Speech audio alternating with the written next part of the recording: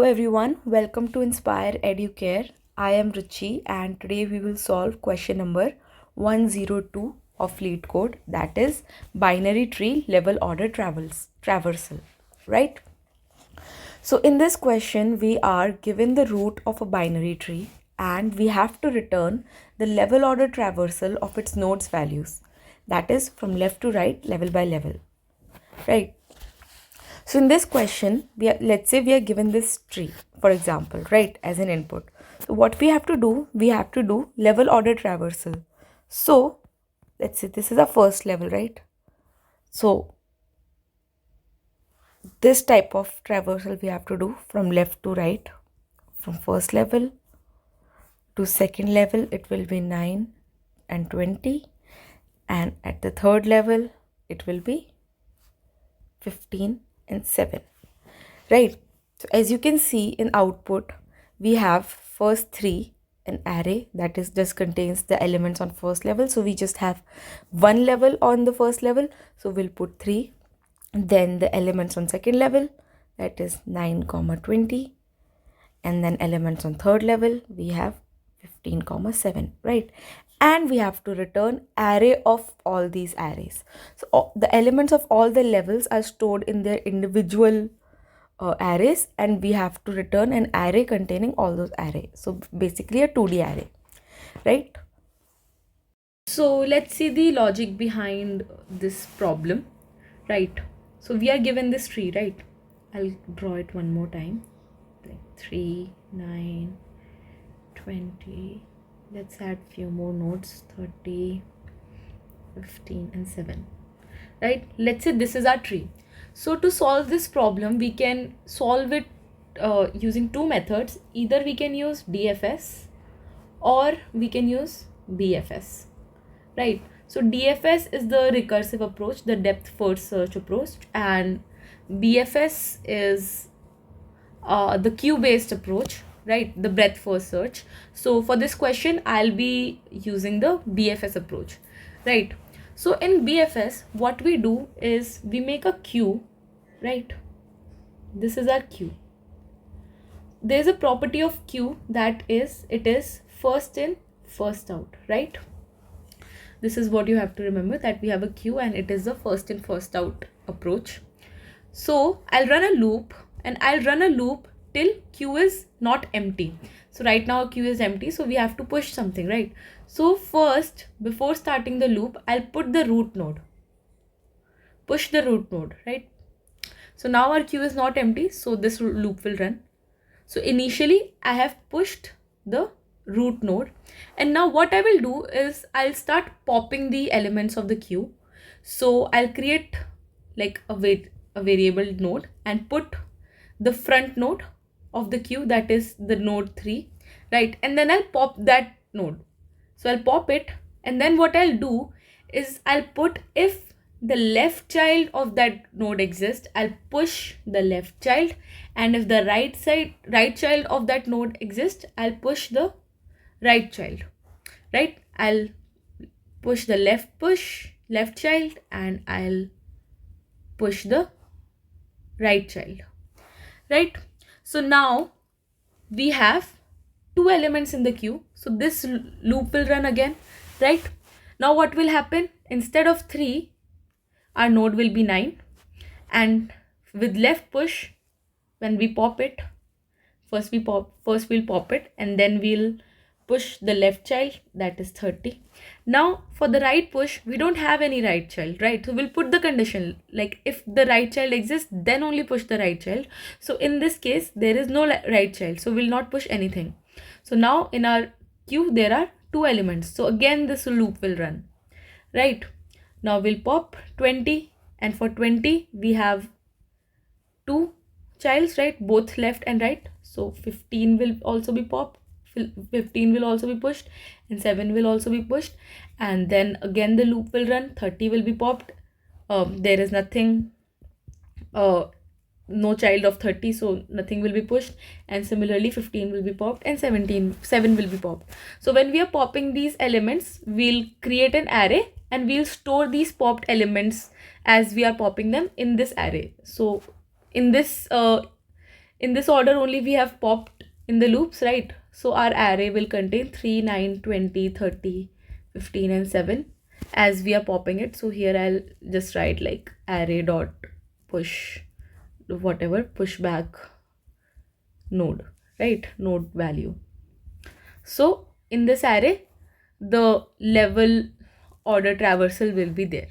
But what are we given in the question is that we have to return an array of array, right? There are 3 arrays and each array is representing the level, like this is representing the 0th level or first level, you can say this is representing the second level, this is representing the third level, right?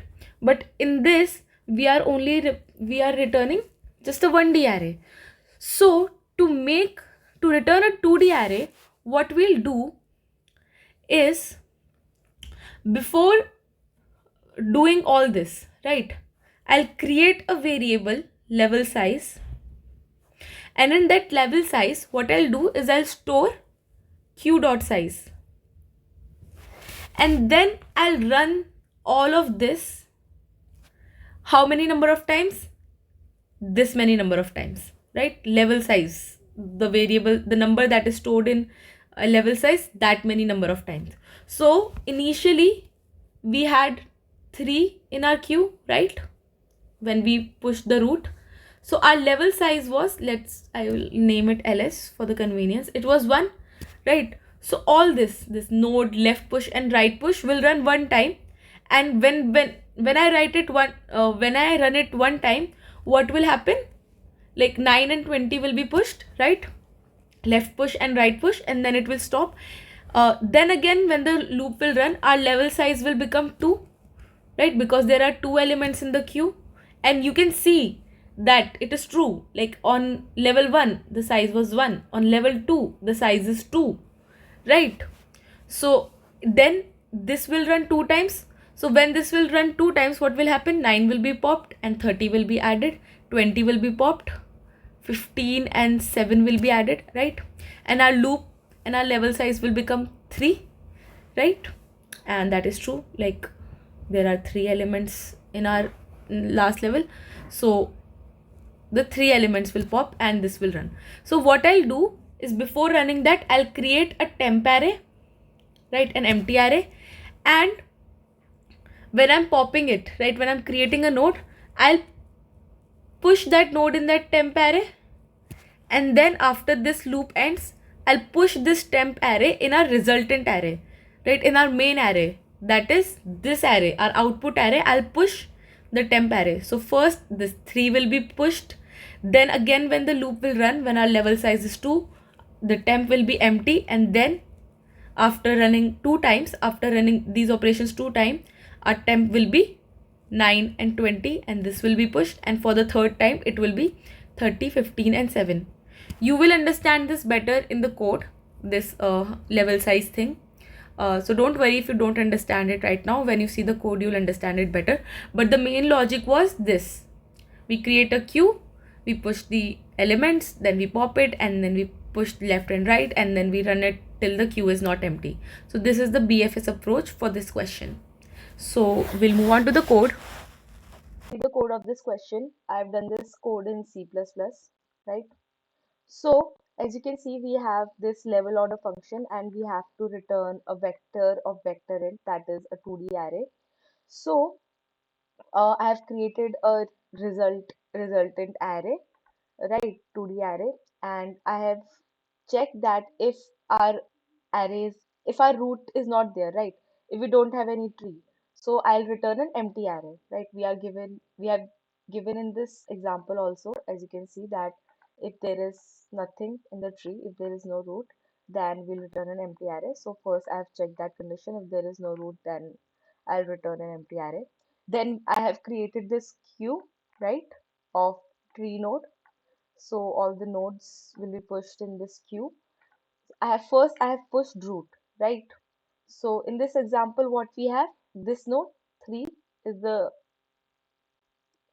root node. So right now our queue is just 3. Now I have run this loop. While queue is not empty, this loop will run. So first our level sizes, size of the queue, that is 1, right? I have created a temporary array. For like each level, there will be a new array created and we'll push that array into the main resultant array. And our loop, the second loop will run till the level size. So right now my level size is 1, so this will only run one time. So the front node of the queue, I'll store it in the, let's say, node. So right now our node is 3, not 1, 3, right? Then I'll pop the queue. So our queue will be, the 3 will be popped off. Then in this temp, in this array, I'll push back the value of the node. So our temp array will become 3, right?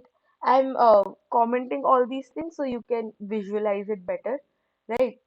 Then we'll push the left and the right node of the front node that we have just popped off into the queue if they exist. So first we'll check if the left node exists. We'll push the left node, so we can see that 9 is there, right? So I'll push 9 here, and then I'll check the right node, so 20 will be pushed. And this loop, the while level size minus minus, will only run one time, right? So our temp array is just 3, so our resultant array will become this, right? We have this uh, temp array that we have pushed. Now our loop will run again, the first loop. While queue is not empty, we can see that our queue is not empty. We have 9 and 20 there. So the level size will now become 2 because there are 2 elements in the queue. Again, we'll have an empty vector. Our level size is right now 2. So this loop, while level size minus minus, will run 2 times. So what is the front node of our queue? 9, right? And then it will be popped off. So 9 I have popped off.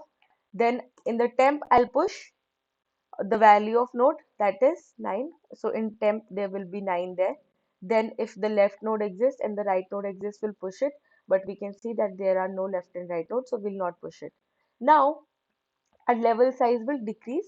It is a decrement a loop. So our level size will become 1, so it will run one more time. So our node will become 20, then it will be popped off from the queue, and then it will be pushed in the temp array. So our temp will become 9 and 20, and the left and right nodes of this node will be pushed in the queue. So we have 15 and 7 pushed into the queue, right? And this loop will end because our level size will decrease to 0, and our temp array, that is 9 and 20, will be pushed in the resultant array, that is 9 and 20, right? Similarly, this will run for the third time for 15 and 7 for the third level. And after this third loop, our after all the operations, our resultant array will be 15 and 7. It will be the third array containing 15 and 7 will also be pushed back in the resultant array, right? So I'll run the code. So you can see that we are getting this resultant array. I'll submit it and you can check that it's running. So yeah, so thanks for watching. Please do subscribe to Inspire Educare YouTube channel for more such content. Thank you so much.